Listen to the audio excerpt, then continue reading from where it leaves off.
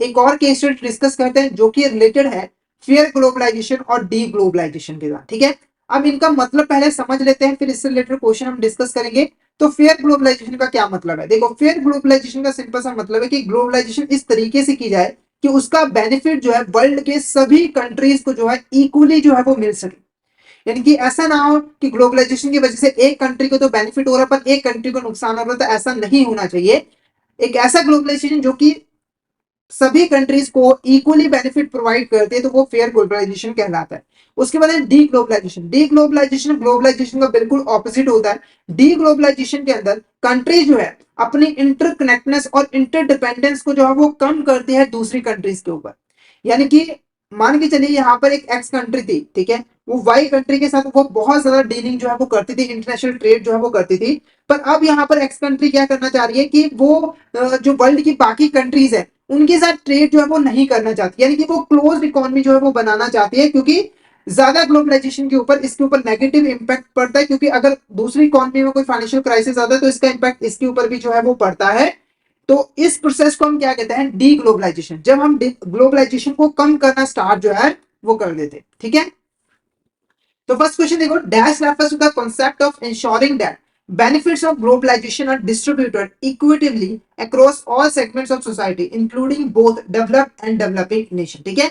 तो एक ऐसा कॉन्सेप्ट जिसके अंदर ग्लोबलाइजेशन के जो बेनिफिट्स हैं वो सभी कंट्रीज को इक्वली यहाँ पर मिलते हैं, सभी सोसाइटीज को इक्वली यहाँ पर मिलते हैं, चाहे वो डेवलप्ड कंट्रीज है, चाहे वो डेवलपिंग नेशंस है, या फिर वो अंडर डेवलप्ड कंट्रीज है, ठीक है। तो इस कॉन्सेप्ट को हम क्या कहेंगे? ऑप्शन है free trade, option B global integration, option C fair globalisation, या फिर इकोनॉमिक लिबरलाइजेशन। क्या होगा इसका करेक्ट आंसर? फटाफट से चैट बॉक्स में बता दिए इसका करेक्ट आंसर। आपको क्या लग रहा है? फटाफट से बता दिए इस कॉन्सेप्ट को हम क्या कहेंगे।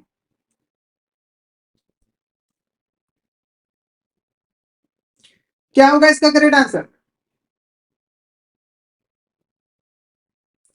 तो इसका जो करेक्ट आंसर है वो है fair globalisation is a correct answer. Fair globalisation हमारे यहाँ पर करेक्ट आंसर जो है वो रहेगा।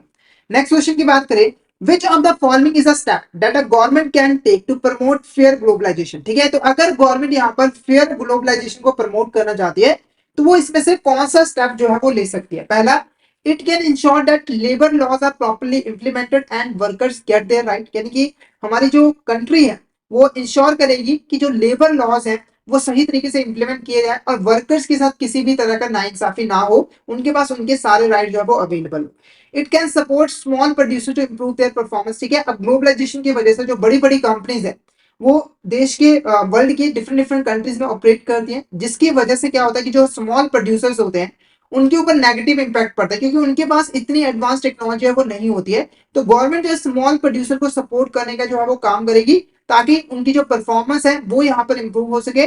जरूरत पड़ने पे जो गवर्नमेंट है वो यहाँ पर ट्रेड और इन्वेस्टमेंट बैरियर का भी यूज करेगी, यानी कि कुछ रिस्ट्रिक्शन लगाकर हमारी जो स्मॉल प्रोड्यूसर्स है उनको प्रोटेक्ट भी जो है वो करेगी। It can negotiate at the World Trade Organization for fair rules, ठीक है। तो बेसिकली कंट्री जो है वर्ल्ड ट्रेड ऑर्गेनाइजेशन के साथ नेगोशिएट कर सकती है कि वो यहाँ पर फेयर मतलब फेयर रूल्स एंड रेगुलेशन बनाए, ताकि उससे उनको भी यहाँ पर बेनिफिट जो है वो मिल सके। तो ये सारे के सारे यहाँ पर फंक्शन जो है गवर्नमेंट परफॉर्म कर सकती है अगर वो फेयर ग्लोबलाइजेशन को प्रमोट जो है वो करना चाहती है। तो ऑप्शन डी हमारे यहाँ पर क्या होगा? करेक्ट आंसर होगा। Option D is a correct answer. Option D हमारे यहाँ पर करेक्ट आंसर जो है वो रहे। नेक्स्ट क्वेश्चन की बात करें, which of this is not a positive impact of fair globalisation, ठीक है। तो देखो, फेयर ग्लोबलाइजेशन के काफी ज्यादा यहाँ पर पॉजिटिव इंपैक्ट होते हैं, पर इसमें से कौन सा ऐसा इंपैक्ट है जो कि पॉजिटिव नहीं है, हालांकि नेगेटिव है? पहला है increase in per capita income. तो पर कैपिटा इनकम क्या होती है? तो देखो, एक कंट्री के अंदर जो एवरेज पर्सन होता है, मतलब एक सिंगल जो इंडिविजुअल होता है, उसकी जो एवरेज इनकम होती है उसको हम पर कैपिटा इनकम जो है वो कहते हैं, ठीक है। तो देखो, ग्लोबलाइजेशन की वजह से एम्प्लॉयमेंट उनको ज्यादा मिलती है, जिससे उनकी इनकम इंक्रीज होती है, जिससे उनकी पर कैपिटा इनकम भी इंक्रीज होती है। साथ ही साथ एक्सेस टू अनटैप्ड मार्केट, ठीक है। तो ऐसी मार्केट जहां पर बिजनेस पहले ऑपरेट नहीं कर पाता था, फेयर ग्लोबलाइजेशन की वजह से अब वो उन मार्केट में भी ऑपरेट जो है वो कर सकता है, जिससे वो अपना बिजनेस जो है वो बढ़ा सकता है। टेक्नोलॉजी डेवलपमेंट, अब क्योंकि देखो ग्लोबलाइजेशन की वजह से जो फॉरेन कंट्रीज की जो कंपनीज है वो अपनी टेक्नोलॉजी जो है इंडिया में आकर इंप्लीमेंट करेगी, जिससे हमारे देश के अंदर जो है टेक्नोलॉजी डेवलपमेंट जो है वो देखने को मिलेगी। उसके बाद है option D, increase in brain drain. तो ये जो है ये हमारा पॉजिटिव इम्पैक्ट नहीं है, fair globalisation. Brain drain basically यहाँ पर क्या होता है, जब लोग एक देश को छोड़कर दूसरे देश में जाना शुरू कर देते हैं, तो ग्लोबलाइजेशन से अपॉर्चुनिटीज जो है उनको अपने ही कंट्रीज में मिलना स्टार्ट हो जाता है, जिससे उन्हें दूसरे देश में जाने की जरूरत नहीं पड़ती। तो जो ब्रेन ड्रेन है उसको ग्लोबलाइजेशन डिक्रीज करता है, ना कि इंक्रीज करता है। तो ऑप्शन डी जो है वो हमारा यहाँ पर करेक्ट आंसर रहेगा। Option D is a correct answer. Next question देखो, process of reducing dependency and integration among countries throughout the world is known as. ठीक है, तो जब हम वर्ल्ड के अंदर कंट्रीज जो है अपनी डिपेंडेंसी को और इंटीग्रेशन को दूसरी कंट्रीज के साथ कम करना शुरू कर देती है, तो वो उस प्रोसेस को हम क्या कहते हैं? बेसिकली हम यहाँ पर ग्लोबलाइजेशन को कम कर रहे हैं। तो ये प्रोसेस हमारी क्या कहलाएगी? Regionalization, D globalisation, reverse globalisation, या फिर ऑल ऑफ द अबव। तो फटाफट से इसका आंसर बता दीजिए, इसका आंसर आपको क्या लग रहा है? Regionalisation, D globalisation, reverse globalisation, या फिर ऑल ऑफ द अबव? क्या होगा इसका करेक्ट आंसर? तो इसका जो करेक्ट आंसर है वो है option B, deglobalisation is the correct answer. Deglobalisation हमारे यहाँ पर करेक्ट आंसर जो है वो रहेगा। नेक्स्ट क्वेश्चन देखो, which of this is an action taken by government for deglobalisation? इसमें से कौन सा ऐसा एक्शन है जो कि यहाँ पर गवर्नमेंट लेती है डी ग्लोबलाइजेशन करने के लिए? पहला है tariff, import codes, income tax और नॉन टैरिफ बैरियर्स। ठीक है, तो सबसे पहले देखो टैरिफ का मतलब यहाँ पर क्या है? टैक्सेस।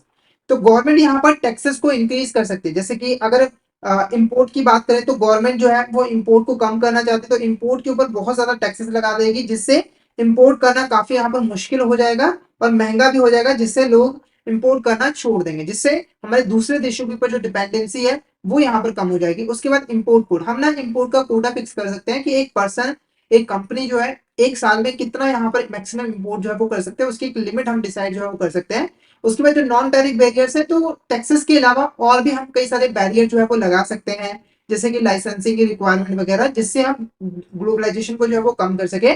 तो टैरिफ, इंपोर्ट कोड्स और नॉन टैरिफ बैरियर, ये तीन इंपॉर्टेंट एक्शन है जो कि गवर्नमेंट लेती है डी ग्लोबलाइजेशन के लिए। तो first second and fourth option C हमारा यहाँ पर करेक्ट आंसर जो है वो रहेगा। इनकम टैक्स तो इंडिया के अंदर टैक्स है जो कि इंडिविजुअल और कंपनीज की जो इनकम होती है उसके ऊपर लगाया जाता है। तो हमारा जो करेक्ट आंसर रहेगा option C is the correct answer.